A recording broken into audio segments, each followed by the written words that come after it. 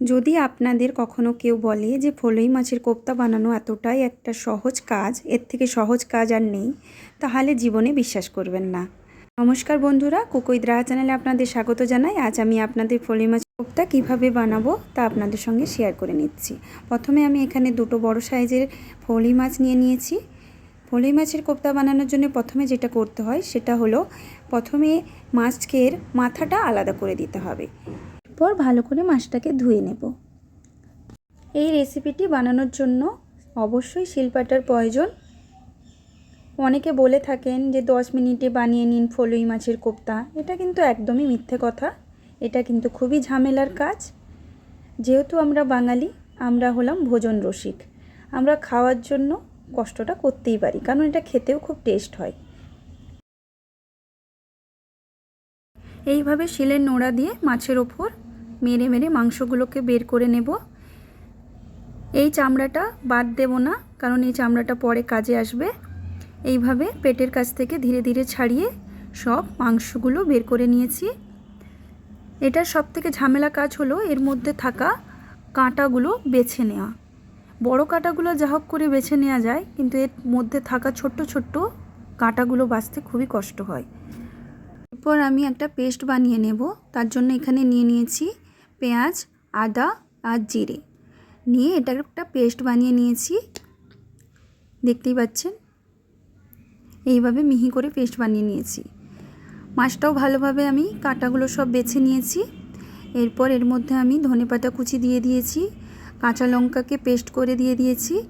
এরপর যেটা আমি পেঁয়াজ, আদা আর জিরের পেস্ট করে রেখেছিলাম সেটা এর মধ্যে দিয়ে দিলাম।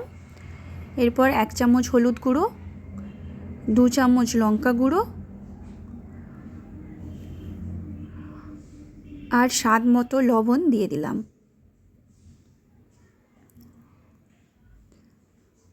দিয়ে এটাকে আমি ভালো করে মাখিয়ে নেব।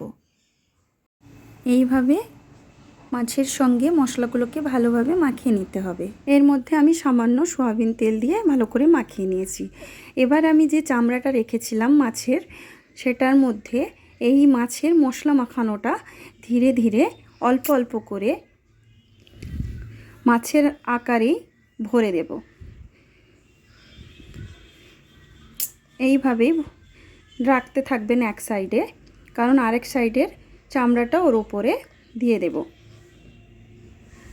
সব মশলা মাখানো মাছগুলো দেয়া হয়েছে। এবার আরেক দিকে চামড়াটা আমি এইভাবে তুলে মাছের আকৃতি দিয়ে দিলাম। দেখতেই পাচ্ছেন, এইভাবে আপনারাও করবেন। এটা বানাতে যতই টাইম লাগুক আর যতই কষ্ট হোক, কিন্তু এটা খেতে খুব স্বাদের হয়। এরপর আমি কড়াইটা গরম করে নিয়েছি, তার মধ্যে তেল দিয়ে গরম করে নিয়েছি। এইভাবে আমি মাছটাকে এক পিঠ ও পিঠ করে ভেজে নেব ভালো করে। দেখতে পেয়েছেন আমি মাছটা ভেজে নিয়েছি। এইভাবেই আপনারাও বাড়িতে বানিয়ে ফেলুন। এতটাই খেতে স্বাদের হয় যে 1 প্লেট ভাত আপনারা এক নিমিষে শেষ করে দেবেন।